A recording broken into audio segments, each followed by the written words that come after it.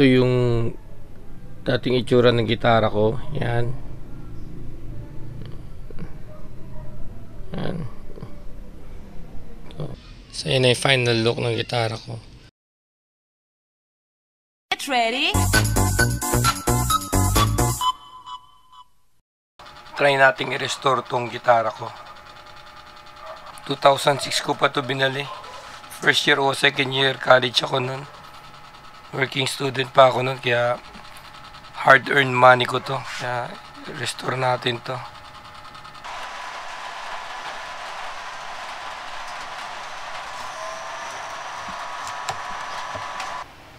Ma-spread lang siya.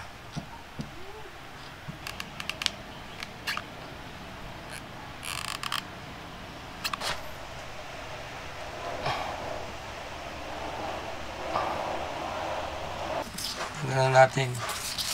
Tali.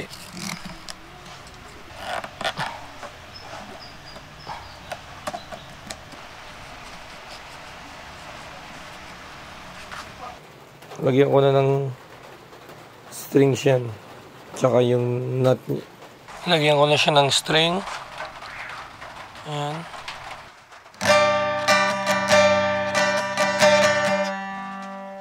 Hindi maganda yung tunog ng G niya kasi mataas yung action niya, yun, oh. Yung string niya. Ito. Kasi wala namang kasing truss rod to. Masyadong mataas yung action ng string natin. Oh, masakit sa kamay. Pag ganyan kataas, masakit sa kamay at matigas. At iba rin yung tunog niya. Taas ng action ng string niya, no? Taas niyan. So, itong gitara ko, problema na ito, mataas, high action siya. So, nasa 7 to 8 yung taas ng string dito. Kasi,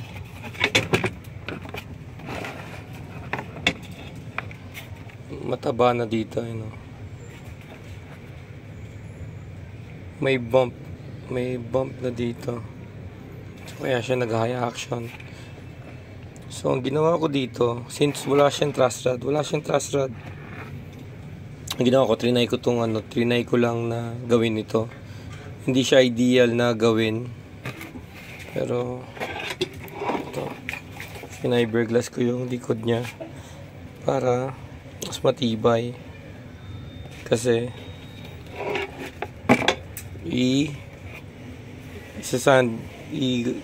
isa-sand down ko tong bump para pumantay siya. So, hindi siya pantay. Oh, as you can see, hindi siya pantay.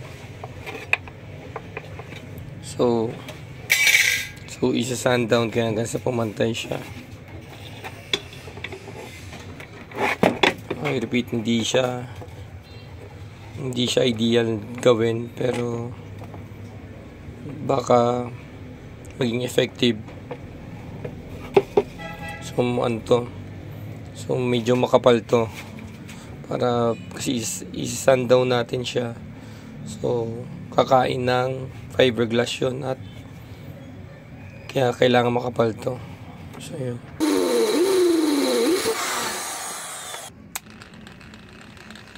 Mabagal. Pag ganyan natin, bibilis siya.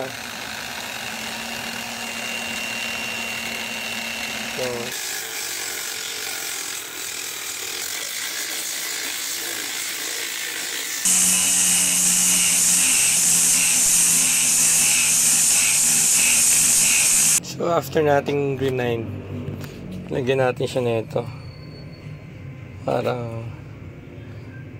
Parang support, ano. Ayan na. Na-trim ko na siya. So mas madali siyang i-trim pag medyo malambot pa siya. So since medyo malambot pa siya, i-cut nyo na sa desired na na shape nyo. Ayan. Ayan. So support siya para yung pag tinono na natin siya, yung hindi babaliko yung or hindi magko-curve yung gitara dahil sa tension ng strings. So yun ang purpose yan, support. So kinat na siya para mas maliit lang siya. Halos kasing laki lang nito.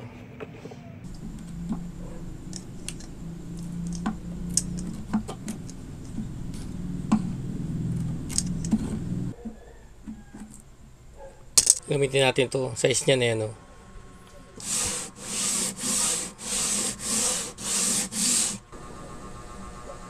Saktong-sakto na siya. Ano na siya? Curve na siya. Ayan, oh, curve na siya. Ito gagamitin natin dyan, stainless steel. So, na-reslat na natin yan.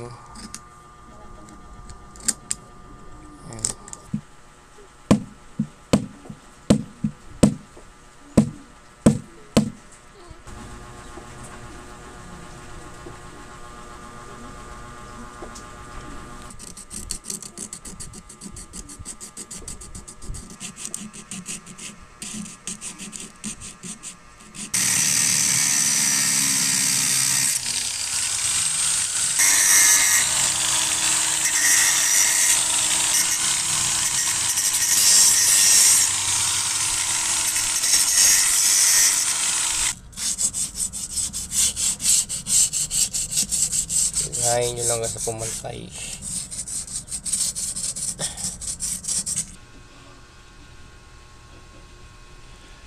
So ito pantay na pantay yan.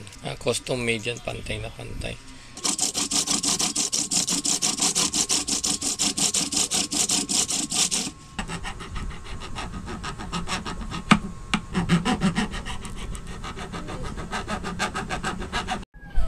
So finally, na low action ko na siya. May adjust rin akong ginawa dito, pero low action na siya. Tingnan nyo kung gaano kalalim yan. Malalim din yan yung binawas ko, eh. Ayan, o, diba? Dito na string, ayan, kita nyo 2.25. So 2.25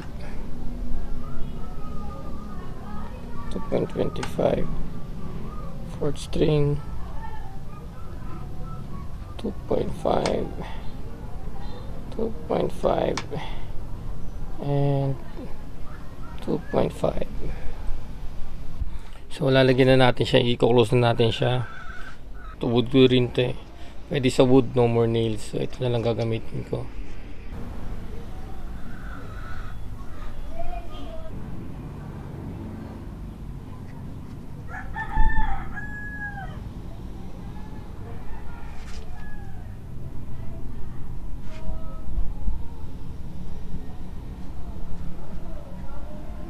Okay na ako sa resulta ng ginawa kong pag-ayos. So ito yung tunog niya. Ito yung string, standard string lang yan. Generic string.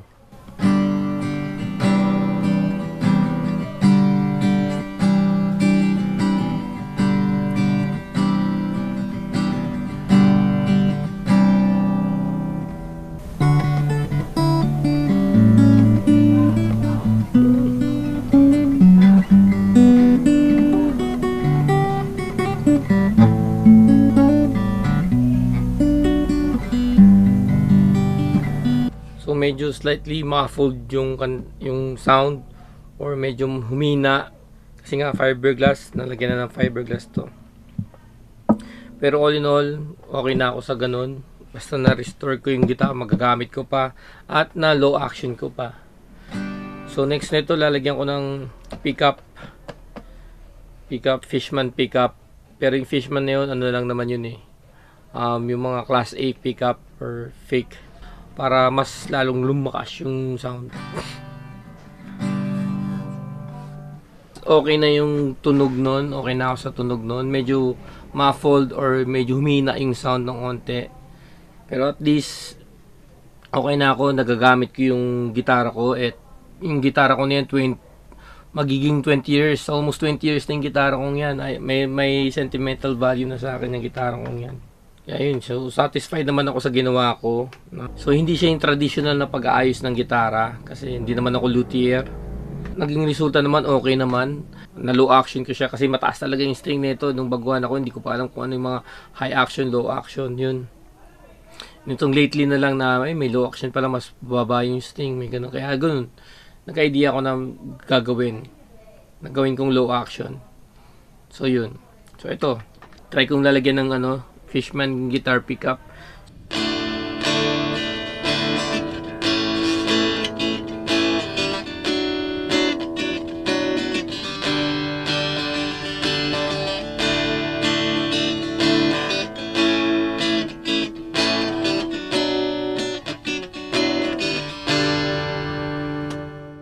Papalitan natin ng string, Elixir string, original to. So ayan, nakita nyo, straight siya, hindi siya nagko-coil. So original siya. Bago yun, lagyan muna natin ng sticker to para mas presentable tignan.